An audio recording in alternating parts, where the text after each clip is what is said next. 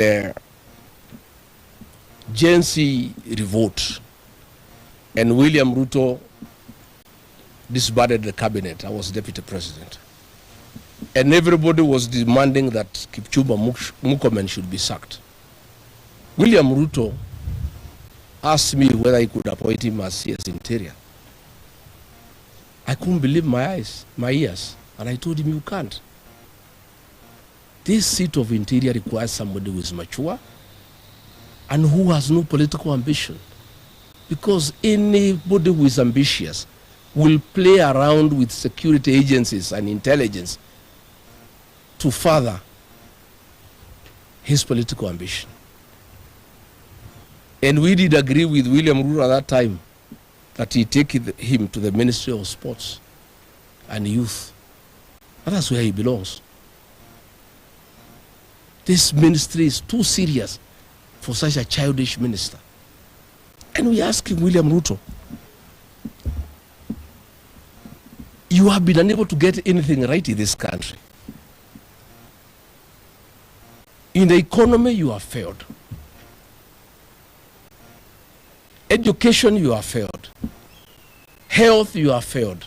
Investment, you have failed. You can't get anything right, including your own security as a person. That's the question we're asking.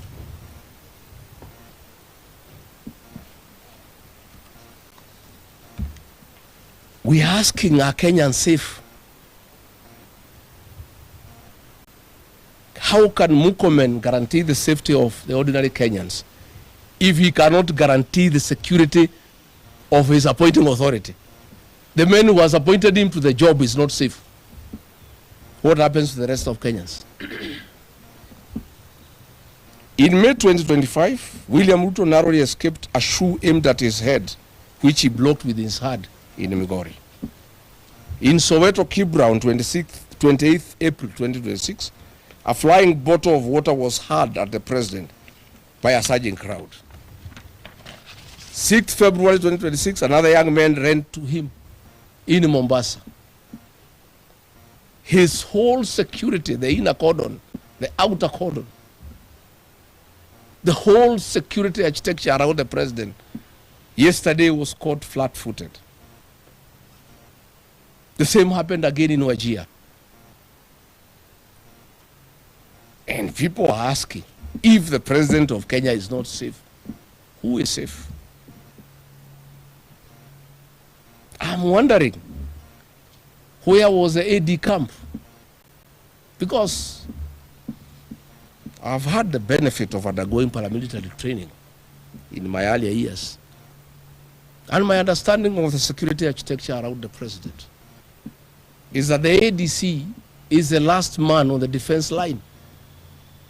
That if everything else failed and somebody came with a knife, the ADC would go between the president and the knife, or between the president and the bullet. Where is our ADC? He is deployed to be with the president and escort him wherever he goes, including the toilet.